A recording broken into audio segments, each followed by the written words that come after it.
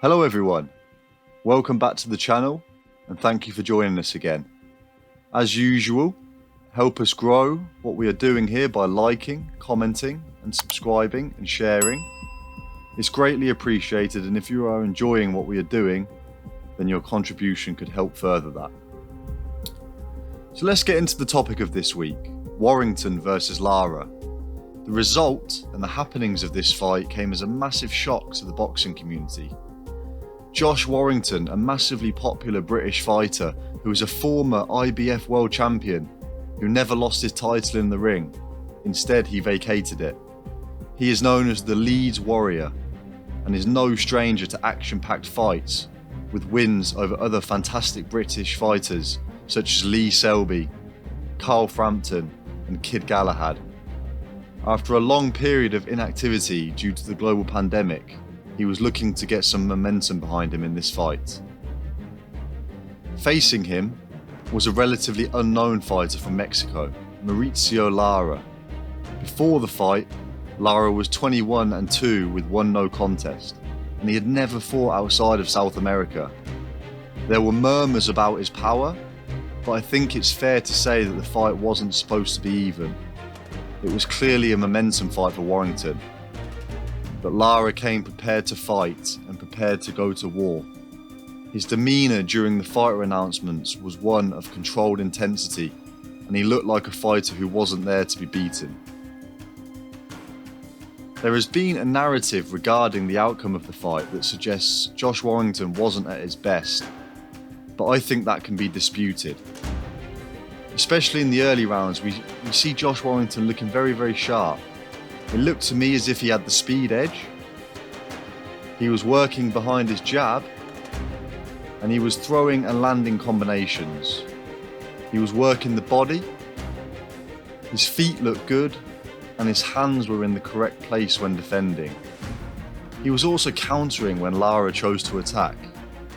And even after he'd been hurt, he was coming on strong and attacking after being in dangerous exchanges. He tried to pour it on Lara at times and overwhelm him. This is the behaviour we've seen Warrington exhibit in other fights. When we look at some of these exchanges, what becomes very evident is that Lara's shots are having way more of an effect on Warrington than Warrington's are having on Lara. Lara is getting caught with shots, but is he changing his behaviour in any way based on these shots landing? Who looks more vulnerable in these exchanges? Whose shots look more powerful and sound more powerful when landing and missing? Which fighter would you rather be coming out of these exchanges? There was also a narrative that Lara was a basic fighter, and I think this was because he did get caught a lot by Warrington, but we do see him exhibiting skills. He feints very well, and he rolls with shots to take the sting off them. An example here, we see him bringing his head down so the shots land on the more durable forehead instead of the chin. We also see him with a diverse and potent attack to the body as well as head. And he was slipping and countering Warrington's attacks and looking to punch with Warrington. Now this takes a degree of timing and bravery because you're throwing shots and exposing yourself when you know there is danger present, because your opponent is throwing also. It's a great tactical decision by Lara because even though he doesn't have the speed advantage, he seems to have the power advantage. And he also has an advantage in the chin. We can see Warrington's shots seem to be affecting him less. The poor decision making came on Warrington's behalf when he continued to exchange with Lara, even after being hurt. We see Lara punching with Warrington, trying to catch him when Warrington is close and trying to hurt him. This means he can maximise the intangible elements of the fight. Things like power, things like chin, and the effect the opponent's punches are having. These advantages all went to Lara, despite the golfing experience and public faith. It is clear Warrington is coming off far worse from these exchanges, and his behaviour starts to change, he starts to back up. The commentators were even saying they've never seen Josh Warrington back up. And I think this was all because of the effect of the punches of Lara. The final exchanges were sickening and exciting at the same time. Both men displayed extreme bravery, fitness and determination. Warrington, who was clearly hurt, is still exchanging with Lara, still trying to win the fight, still throwing them combinations. Lara displayed a great chin and amazing heart. No matter what he was hit with, he was never discouraged and never backed up. He didn't rush his work.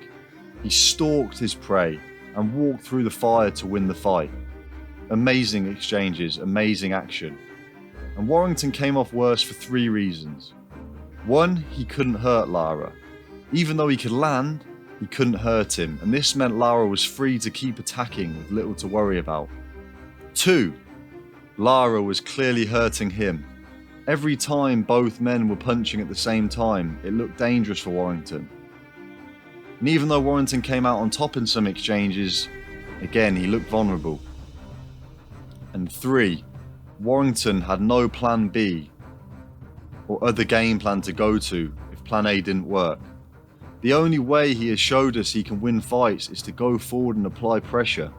And this is why he is still exchanging, even though he's rocked to his boots. Credit to him for the heart and the balls, but from a perspective of winning the fight, it's not what you want to see. The decision making when hurt was poor from Warrington, and he should have looked to tie up and smother the work of Lara until his composure was regained, as we see Mayweather do here against Mosley. He should have then looked to win rounds with feints, speed and discipline, not while exchanging with the more powerful and less affected man. This could have won him the fight if he was smart and calculated. But does the Lee's warrior have it in him? It's as the famous saying goes, there's always a bigger fish, and attribute-wise, power, aggression, heart and chin, I think Warrington ran into his bigger fish on this night.